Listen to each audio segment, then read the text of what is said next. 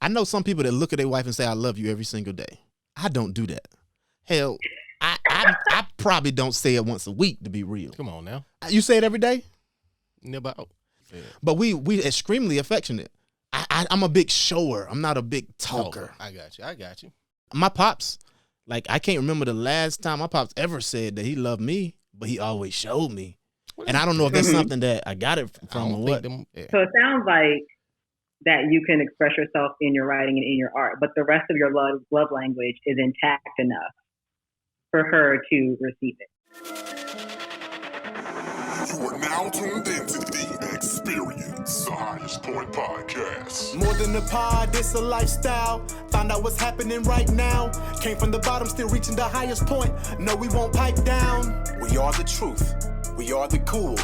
We are the culture. The Highest Point lifestyle.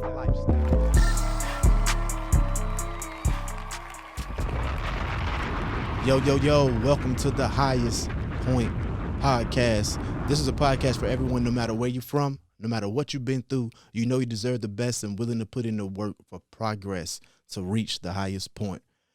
So if you're about progress, making today better than yesterday, go and hit that subscribe button, hit that notification bell, and become part of the family. We welcome you.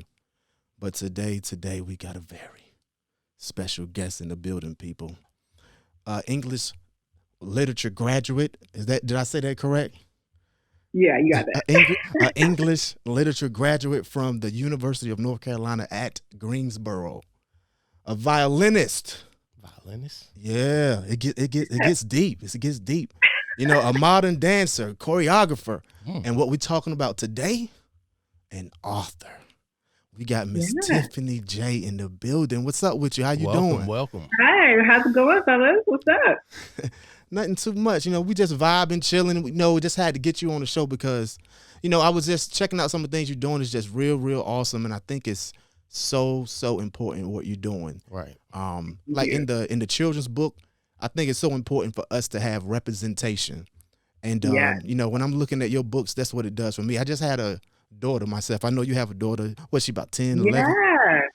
Yeah, parents. Yeah. We go way back, now we're parents. Exactly. Like, we grown. Grown.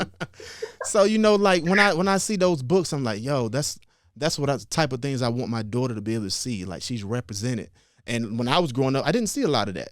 I didn't see much representation, much heroes. None of the action figures I was, playing with. I didn't really have no black features in them, stuff like that. So, I just wanted to, talk about that. And I think it's real important to get the journey though. So we always like to go back and get some understanding of, how you started. How did you get into this writing thing? Okay. Yeah, we can talk about all that. Okay, great. Support for the Highest Point Podcast is brought to you by Manscaped, who is the best men's below-the-waist grooming. Manscaped offers precision-engineered tools for your family jewels. Manscaped recently launched the Ultimate Men's Hygiene Bundle, the Performance Package. Join over 4 million men worldwide who trust Manscaped with this exclusive offer. For you get 20% off and free worldwide shipping with the code THP at manscaped.com. If my math is correct, that's about 8 million balls. You know what I'm saying? Balls, man. It's a lot of balls. So if you want your balls smooth, shiny, like a Christmas ornament, go ahead and order some of this at manscaped.com and use THP. And also don't forget about the weed whacker, man. What that weed whacker do, man? It's for the ear hairs and the nose hairs. Yeah, man. Yo, I am going like little extra hair like on my ears and joint. Like when you above 30, you need to go and holler at Manscaped. Oh yeah, because they sent me the joint. I put it to use. You know what I'm saying? A little fuzz growing. You know what I mean? So you got rid of it, huh? Got rid of that shit. You know what I'm saying? No problem. So it's a good product. Yeah, man. And fellas, if you ain't making sure you're below the waist is groomed, you should be ashamed of yourself. Yeah, if you ain't groomed, you're doomed. Exactly. If you ain't groomed, you're doomed, man. Straight like that. For real. So go ahead and hit up Manscaped. Yeah. Use our code, support the show, THP at manscaped.com. So get 20% off and free shipping with the code THP at manscaped.com. That's 20% off. Do I need to say it again? And free shipping at manscaped.com. Use the code THP. Unlock your confidence and always use the right tools for the job with Manscaped. You know, I'm going to be completely real with you. This is one of those accidental entrepreneur things that happens to people. It's definitely one of those stories. Yeah. You know, like you said, English degree from UNCG. I've been writing forever, doing that forever. Poetry, just stuff everywhere. Not gonna lie, had some wine, scrolling TikTok, and this person, you know, TikTok will oversimplify something real fast. Right. In terms of a business idea. But they were like, yeah, you can write a children's book, you can do a coloring book, you can put it on Amazon, and there you go. It makes money in your sleep. And I was like, I write all the time. I can do that. I can knock out a children's book real fast. Like, let's do it. And it turned into a whole other thing. And I'm kind of enjoying the journey. I'm learning a lot, focusing on the representation, like you mentioned, focusing on Black female characters, you know, focusing on showing others, like, you know, you can have more than one stream of income. You can monetize your passions if you want to. You can do all that. So that's kind of how I accidentally stumbled into this children's writing thing I got going on. Absolutely. And I like how you said monetize your passion. That's so important. Yeah. Like, if we could get to a point where we can get money off of something that we enjoy doing, you know, that's like the ultimate goal. You know what I mean? Yeah, that's like a lick right there. Right. Yeah. So but you know what? There's a danger in that though. Like, there's a danger of monetizing your passion, right? Like stuff that you used to do just to get it off your system, right? Like, I would write just to get it off of me. I would dance, choreograph something, maybe not even remember it, whatever. I just got it off my system, right? Like, just who I am. Turns into a different thing when you have to deal with advertising. You got an LLC. You got to, you know, watch, you know, analytics. It's so I would say to anyone else out there, you know, if you're on TikTok and you're scrolling and you see something that you can think you can do. Be mindful. It can spiral into something else, and it can take up some more time than you thought. So I'm walking that path, right? Like, between something I would do anyway and something that I'm choosing to monetize. So So let me ask you this: it doesn't feel like work, does it? Like, because I know it's something you enjoy. There are days. Okay. There are days, right? Because, like, I'm a writer. I'm not an advertiser. You know, like, that's not my thing. I'm not in marketing. Right. You know what I mean? So when I have to delve into that, and I got to say, you know, royalties versus printing costs versus all that is work. That is a job. That takes time. Yeah. Right. So you're talking about the back end stuff. You're not talking about the creating process. The creative stuff I could do all day. Creative stuff is easy for me, right? But if you choose to put it out there into the world, there is a whole other business element that you can't ignore if you choose to do it. Right, so, absolutely. And I'm sure it can become a headache at sometimes. A little bit. A little bit. Yeah. I know exactly what you're talking about. Marketing is no joke. Like, everything that you guys ever see that's put out there from our show is created by us. You know what I'm saying? Like, going back there creating these little templates and things, just trying to make things pop out.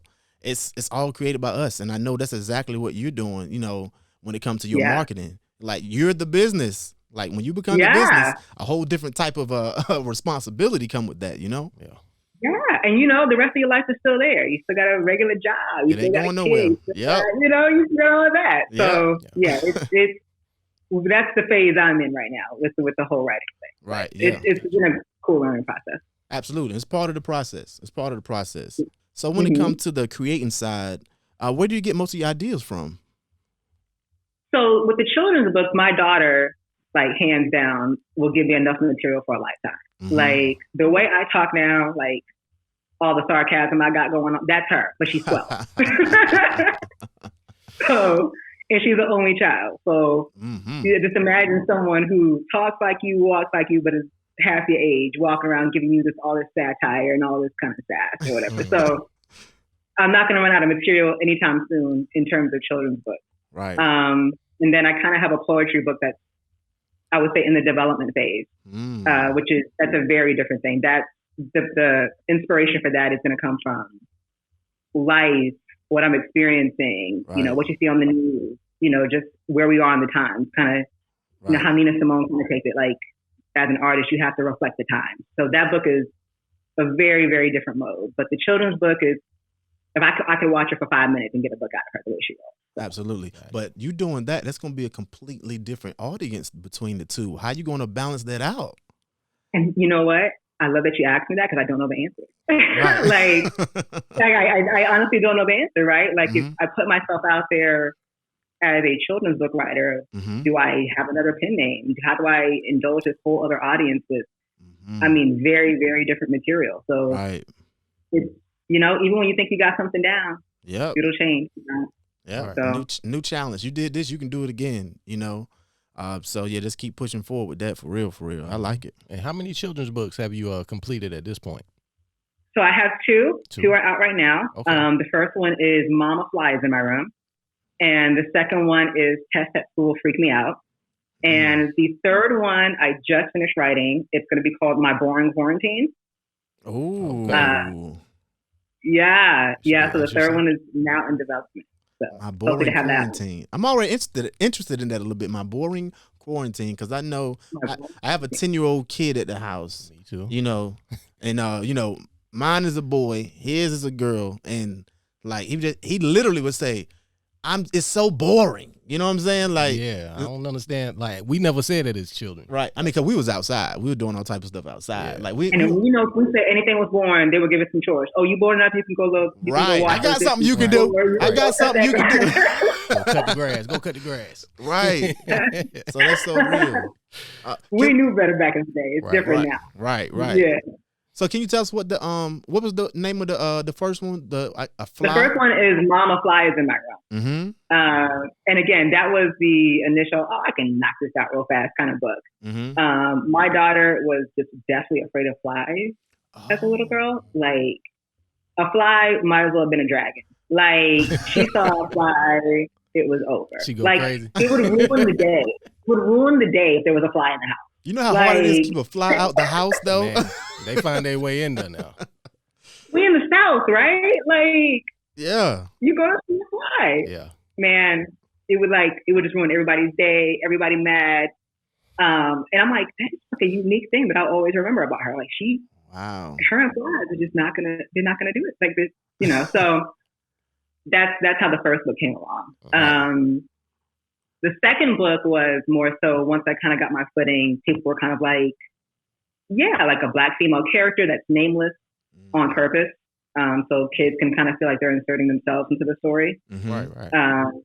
I put a bonus coloring book in the back. So kids, because you read a book once as a kid, you're kind of disinterested, right? But you can color in the back.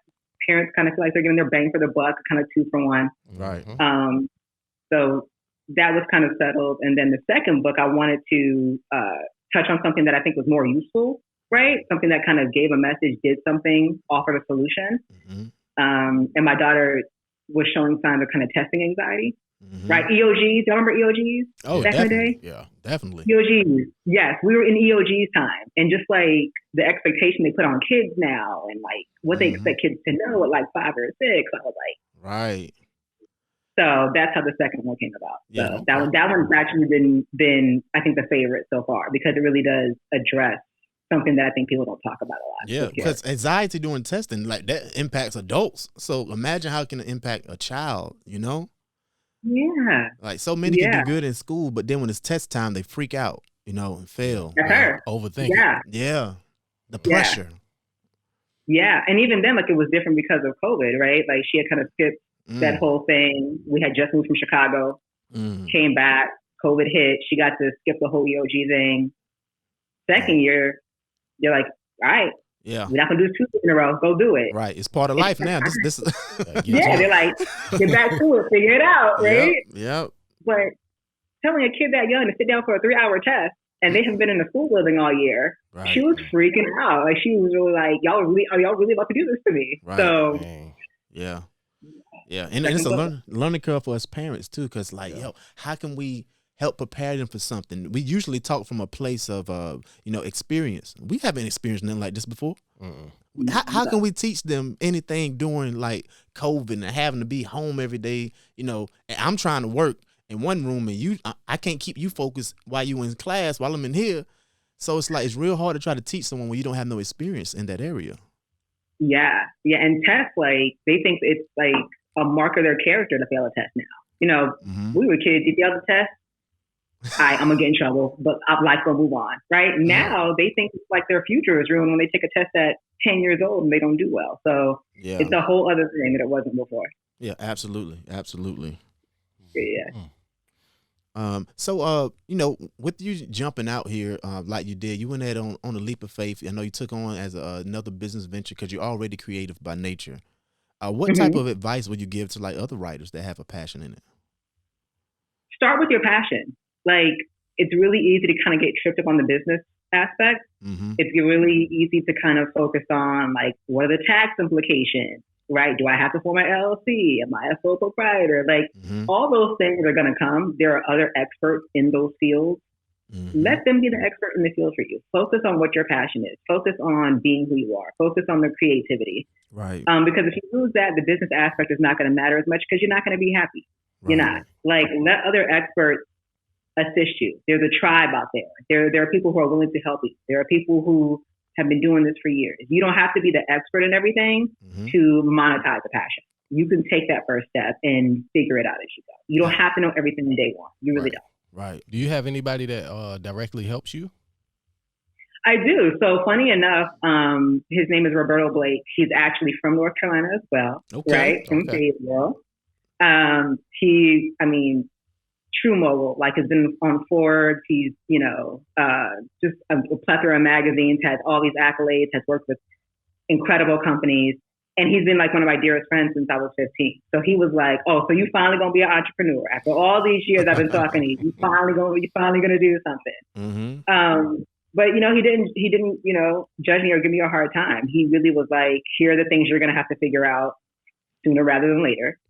Right? Here's how advertising works. Here's how algorithms work. Here's how, here's the decisions you're going to have to make up front. And he's really been a very big sounding board. And then also too, like, there's plenty of people out there who have already formed communities for you. You just got to tap into it. There's Black authors groups on Facebook. There's Black authors groups on Instagram. Like, there's already people who have come together who have, learned some lessons the hard way. All you got to do is reach out. Yeah, just tap in. So many people, like, it seems simple saying that, like, join a group on Facebook doing this, but a lot of people, it just goes over their head. They don't think about it. So, having these conversations can really like, okay, well, shoot, let me go ahead and search some of these groups. I can go ahead and join. Yeah. I'll behoove everyone, like, if you got interest in anything, hey, Facebook probably got a group for it. Yeah, anything. They do. You know what I'm saying? They do. Check a hashtag. Trust and believe me, you will be amazed at how much stuff you can find if you just search for it. Right. So and some of it's life changing, like for real. Yeah. Yeah, for sure. So I wanted to ask you, when it comes to writing, do you consider it a spiritual thing or a therapeutic thing for you? It is. It really is. Especially with the poetry book. There are times where I honestly can't even articulate what I'm trying to say, and then it kind of comes out in a poem. And there are times where I can only explain to my therapist what I mean once I get it out in a poem, and she's like, okay, now I get it. Before I couldn't follow you, but now I can follow you. Right. And also too, I think kind of looking back on some of my writing, it's really been almost like a memoir. Like, there are certain times that have been captured in my poetry that I kind of forgot about. Right. Like, you can tap into like how I responded to Columbine. I can tap into how I felt during Sandy Hook. I can tap into, how I felt graduating from college and being out on my own. The first time I felt like imposter syndrome in my corporate job. Like, these things. Oh, we got to talk about that imposter syndrome. Yeah, man. Talk to us a little bit about that. First of all, can you define it for the people? I don't know. So you want to know what imposter syndrome is? Yeah, define it, because there's a lot of people that don't know. So, and I think it can be defined like many different ways, right? Like, I'm not a clinician. Yeah. But imposter syndrome for me is you work your way to the table, and then when you get there, you feel like you don't belong there. Yep. So I think of it as an example, and I think this happens a lot, unfortunately, in my career. You're the only Black female somewhere, or you're the youngest somewhere, and you're trying to figure out, well, if I'm a very different demographic from everyone else here, do I still have the same credentials? Do I deserve to be here? Right. Did I finesse somebody and I just happened to stumble across this opportunity and, it's strictly by chance? It's that kind of feeling of just not feeling like you earned it when you did. Yeah. And you did double most likely to get there. You know what I mean? Yeah. And it's kind of similar to me with survivor's remorse. You know what I mean? Like that imposter syndrome, because a lot of times we put in the work, and we get to a certain place. And then when we look at a lot of situations of people that where we're from, they still haven't figured out how to get out of there. You know what I'm saying? Figured out that algorithm yet. But we're here and we kind of feel like kind of guilty, like, yo, why me? But like, why you? Because you did a different type of work. You know what I'm saying? You weren't scared to jump. So, you know, we got to try not to feel guilty because others didn't jump. We got to try to move forward and also try to encourage them and show them what to do to, you know, build that courage up to take that leap. You know what I mean? Yeah. So yeah. That's interesting. Yeah. I never heard those terms before. Oh, you never heard the imposter or the survivor's remorse? Probably, those are real things, bro. Probably because I'm in a different field. Like I work more so by myself. Oh yeah, that's true. That's true. Yeah. That's true. Okay. But by definition, in a different way. Yeah. By hearing that, do you think you ever experienced something like that before? Nah, cause I don't have to be empathetic at all for like anybody like that's around doing what I'm doing because they doing their own thing. They out the way.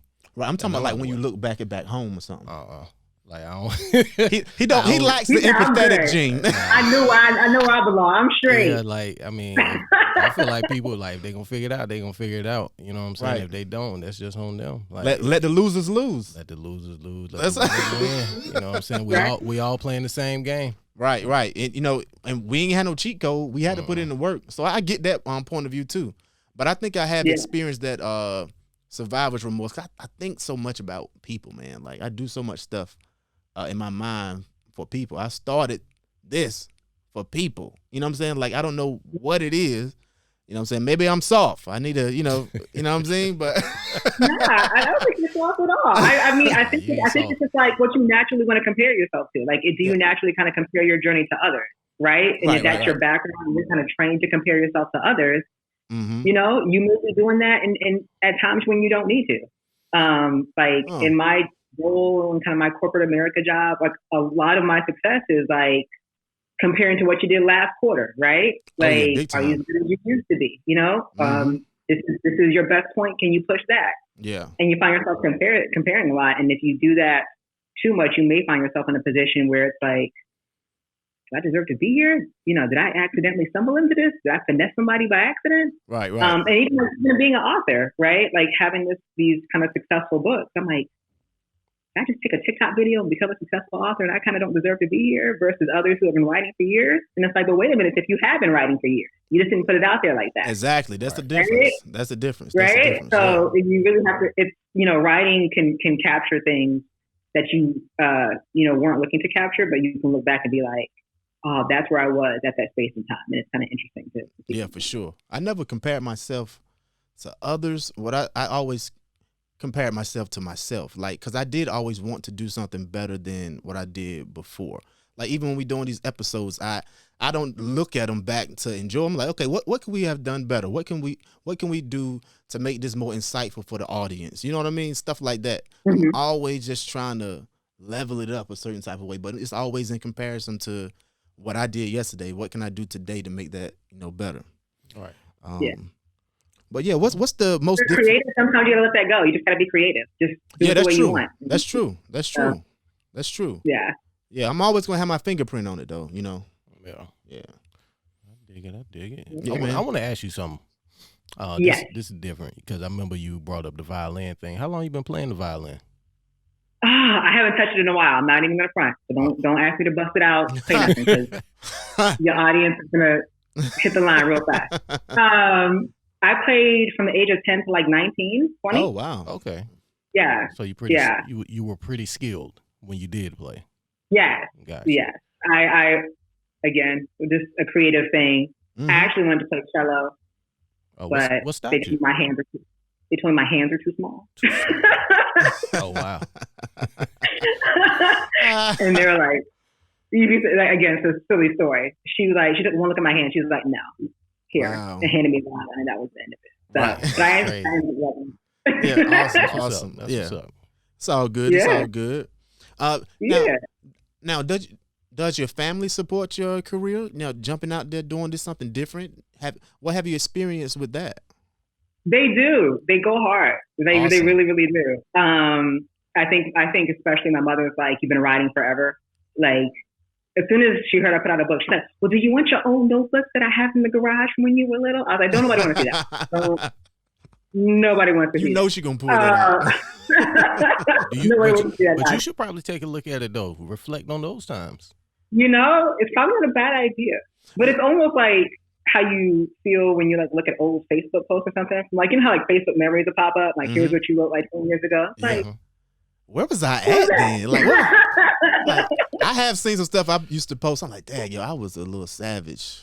For no reason. I've known you for a while. You were a little bit of a savage. You were a little bit of a knucklehead. Yeah.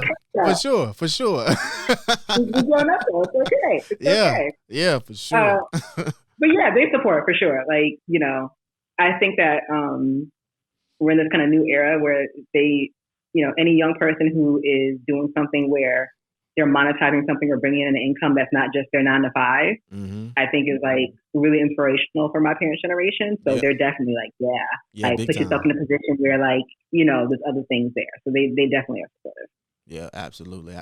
Yeah, I think you should tap into that, because one thing I was thinking about was like, because it sounds like the books that you created thus far, the children's book, was kind of inspired from, you know, those experiences you have with your daughter. And maybe you could write some books from experience that you had, you know, growing up as well. If you tap into those, like memories will come. Like, you know, she's one child, you know, in the household. Did you have any siblings? I do have a brother, right? Knucklehead, another knucklehead. But my brother though. And actually, I think you might be inspiring me a little bit here, because my brother is a B-boy. So, you know, is he younger or older? Jeremy's younger. He's younger. So you can imagine having like, you know, one parent from King Street, South Carolina, another parent from Cagua, Puerto Rico, and then they have these B-boy hip hop kids. Wow. Right. Yeah. Right. Trying to put cardboards in the driveway. So yeah. That could be another book right there, right? Yeah, absolutely. So are you half Puerto Rican and half black, or are you? I am. Yeah. Okay. Yeah. So yeah. And what I was thinking about when you did we was talking about, you know, your brother and you growing up, maybe even talk to him and ask him like, okay, how did you view me as a big sister? Like, write a book from his point of view as a little boy. Man, that would be crazy. Because you already got the little girl perspective. That would not be a children's book at all. Come on now. How many years are y'all apart? We're 5 years apart. Oh wow, that is different. Yeah. That's a big difference. That's different. That would not. So yeah. So you're like, you asking him like, think about when you were 10. Now remember your sister as a 15-year-old. Nah, that ain't gonna work. Yeah. That's gonna be crucial. Nah, I want to hear it. It could be fire though. Yeah, I think that's dope. It could be fire, right? Did you used to bully him? Did you used to bully him at all? Yes. I was one of those sisters where. Yes. I didn't. We were very tight. Me and Jimmy were very, very tight as kids. But we were also kind of like. Y'all butt heads. When we were good, we were good. When we were bad, we were bad. It was kind of like, I can beat him up, but don't let anyone else cross him. Yep. That kind of thing. I was one of those like, you know, he might come home with a bruise because I saw something on TV and I was like, oh, let's play fight. Right. And I'm trying to like hide that. Or it could have been, you know, say something else, I'm going to go call my big sister. So might be some stories there. But, you know, we also didn't grow up during the PG era either. You know, we grew up on Biggie and Pac. Oh yeah. It's like, you know, you couldn't. We was more free to make more mistakes because everything wasn't documented like it is now. Like these days, something is gonna be on camera. You know what I'm saying? So you can't bounce back from a mistake as easy like we could back in the day. Yeah. Ain't nobody know what was going on. Right. You know what I'm saying? Just word of mouth. Yeah, just word of mouth. Like you can say that was a lie. You can't say that now. Like, yo, I saw you. Right. Yeah. But you know what? That kind of goes back to like the testing book, right? It's that sense of everything is permanent. Right. Like testing grades are permanent. Like you can't get away from it. It dictates the rest of your life. So some of that kind of comes full circle, really. Yeah, for sure. In terms of change. Yeah, absolutely. Now, where can people get your books? They can get them on Amazon. Okay. And they're also now available on Walmart.com. Awesome. So, that's what's up. Yeah, we got on Walmart.com, and we are in Barnes and Nobles as well. Awesome. Their website. Mm-hmm. So we're on all three, and we are making the transition to have them physically in stores soon. Hopefully. Okay. It's gonna happen. Yeah. Yeah, man. Gotta put that energy out there. Yeah, it's gonna happen. Manifest that. Because you already taking each step. Like it's gradually, getting closer and closer. So I love to see that that maturation process of your your creativity. Thank you, and big ups to you, right? Like I've known you for a hot second now, so to see you doing this and represent North Carolina, like represent like this, it's real full circle for me today. So it's awesome to see. So congrats to you. Oh, thank you, appreciate it. Yeah, because we like to highlight people like yourself, like what's going on, and especially like being that you're from North Carolina, that helps out a lot. I really want to put some shine on that. Yeah. All my Fayetteville people is about to really jump on this. So. Fayetteville, what's good? Fayetteville, what's happening? Yeah, I rock with Fayetteville. Like, the good people. I know some good people from Fayetteville. You one of them. Fayetteville got some good tattoo artists down there. A word. Yeah, man. Yeah. Is that where you got yours? Yeah, the big one. On your chest? Yeah. Ah, man, that joint is fire. Yeah, I got to set another appointment. I know it's going to be months out because they be booked up, but I got to get some on my back. Oh, Fayetteville, what's good? Yo, go ahead. They take care of you. Yeah, yeah. Go ahead, hook my boy up, yo. We'll come up there. You know what I'm saying? Promote your tattoo shop, man. Go ahead. Oh yeah, definitely. Go ahead, get him one on the books. You know what I'm saying? No, all of it. Save me a couple $1,000s. You know what I mean? Right. Oh man, it was something I wanted to ask you. Let me see if I can find it. Well, while you doing that, have you thought of any aliases? You know what I'm saying, for your poetry? I have. I haven't landed on anything. Mm-hmm. Nothing kind of feels right. Mm. I do think I'm probably going to have to, just from a branding perspective, kind of change that up for the poetry book. Right. Yeah. The poetry book really does address, very adult themes. Mm-hmm. And I just kind of, if kids are looking up for the children's books, I want them to be able to kind of have that separation just for the sake of, have my children's book when you grow up, when you're ready. Mm-hmm. The other poetry book is here. Absolutely. They can discover it. But again, that's the decision you make. Yep.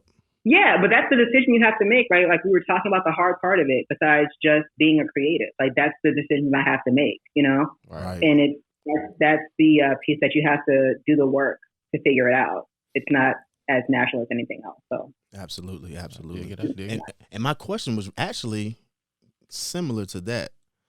My question was, you as a creator, maybe this can help you come up with that alias. But as a creator, what you think would be your spiritual animal? What would represent Tiffany?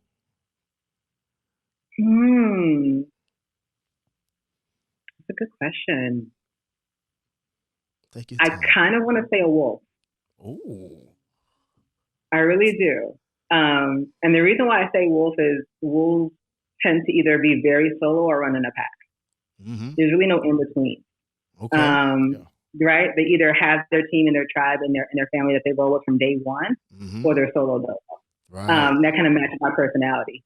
Either I'm with like the 4 girls that I've known, since college, or I need my 4 hours of alone time to function for the day. So right. It's really one or the other with me. So I would say a wolf probably. I like that. In either setting, either you with your tribe or solo. Hey, don't get it twisted. She's still a wolf. Yeah, there's not a lot of in between with me. There's not.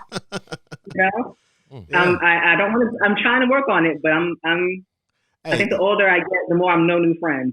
Maybe God is working on me with that one, but that's just the space I'm in. There's nothing wrong with that. There's nothing wrong with that. Like, how long we been rocking? Oh my God.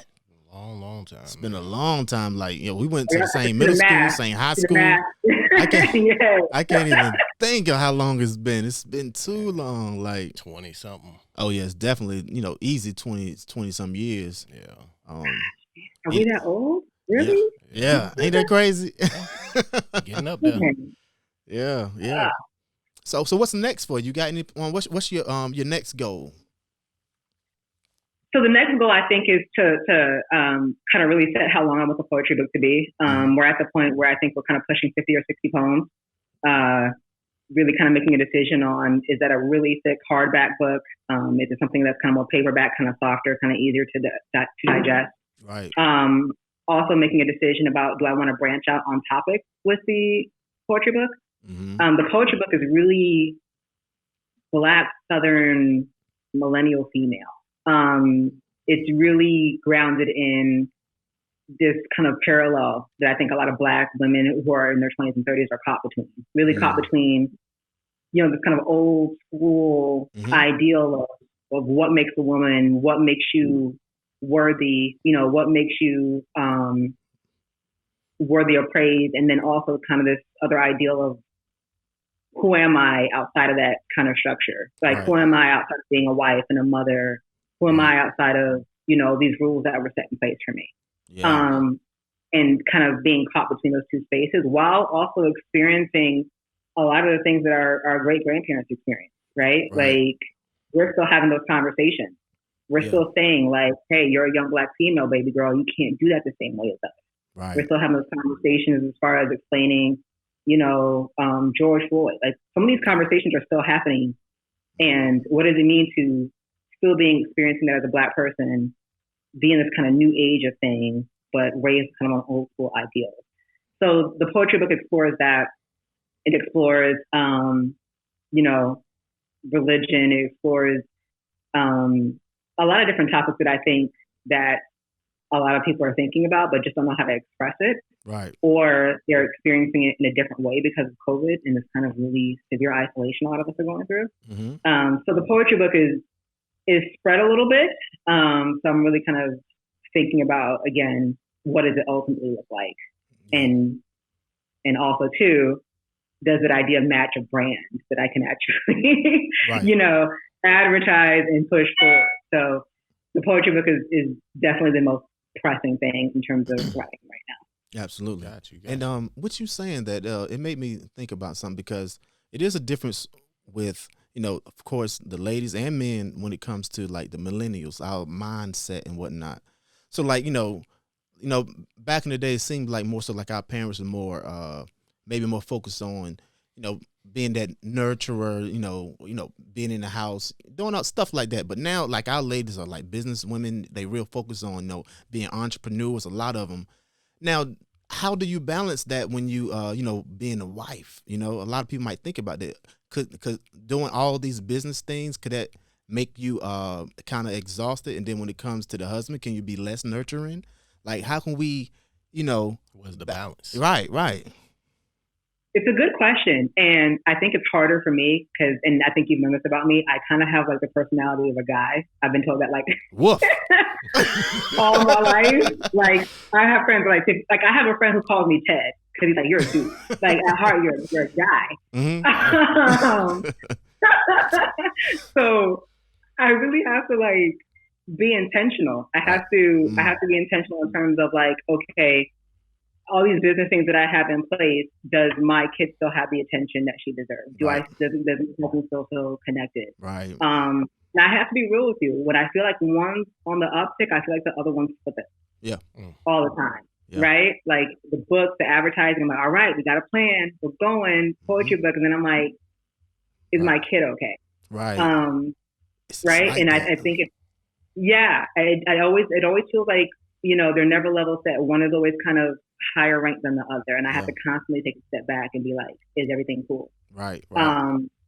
And I have to tap into that kind of nurturing side of me that I don't think is always upfront. Mm-hmm. And I think some of that comes out in my writing. But she, you know, my kid's 12. She's not going to read, you know, my poetry book. And if she did, she wouldn't understand it. So it's like you can't rely on your creative channel to express everything for you. Right. Yeah. And that's the part where I have to kind of really be intentional. Yeah, so true. And the fact that you're being conscious of it, that's good. 'Cause a lot of us, sometimes we don't become conscious of that until like, oh, we too far gone. Yeah. You know, so because we gotta, once if we're conscious that we can take that break and like, okay, this was up. Now let me go ahead and get this. You know, it's like a scale constantly. You know what I mean? Yeah. So yeah, I totally understand. Like even when I used to, well, I still write. I can't front. I still write.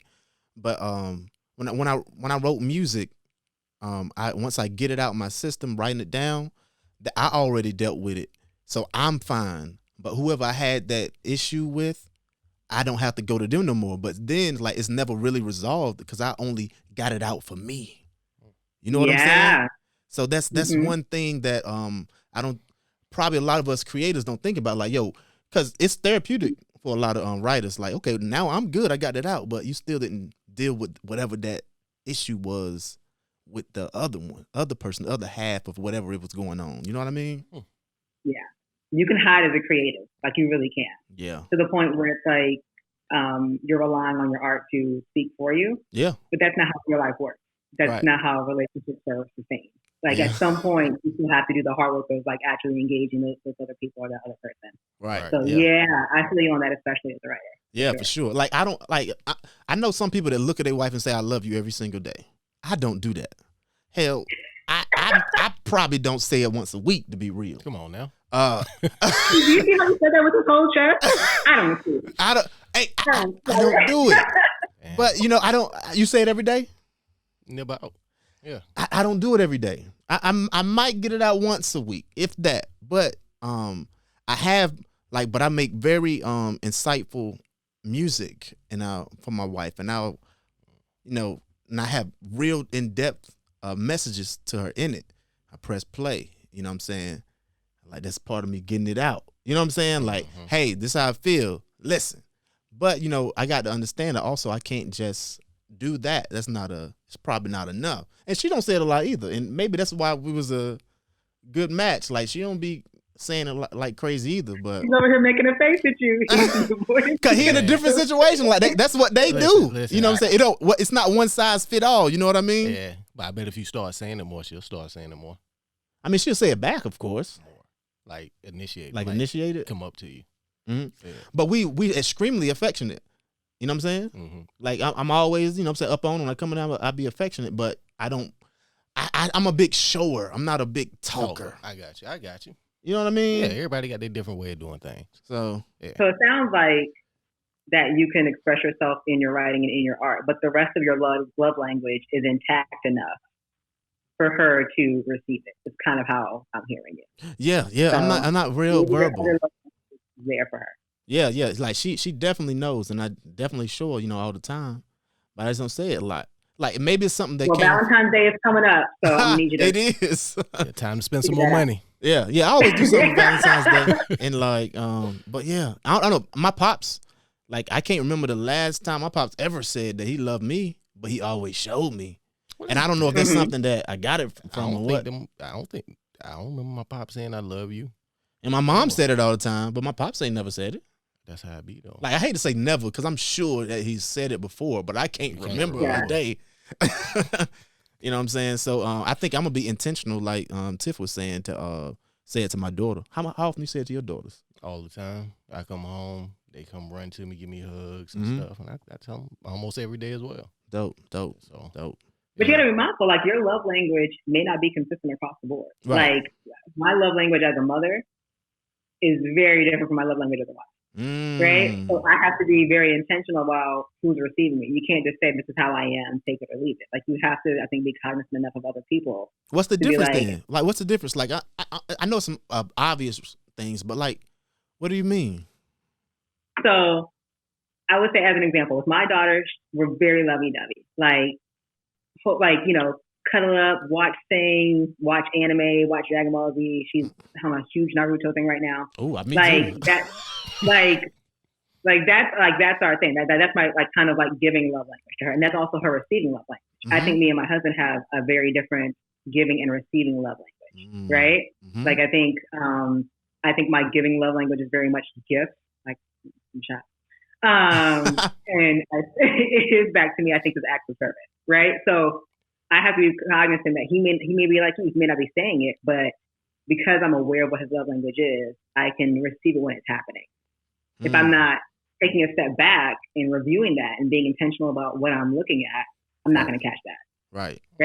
Like him getting me my Starbucks in the morning is his giving love to me. Right. Yeah, for sure. So, I think you have to be cognizant of not only how you give love, but do you know how the other person receives it? Yeah, you got to be able to accept it too.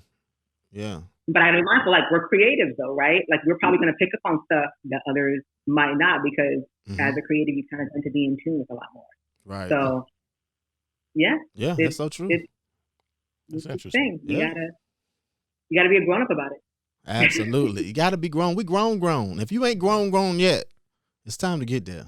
You know, we gotta work on that, and step by step. But this has been so insightful. So insightful. Like all these creative shit. I love it. You know what I mean?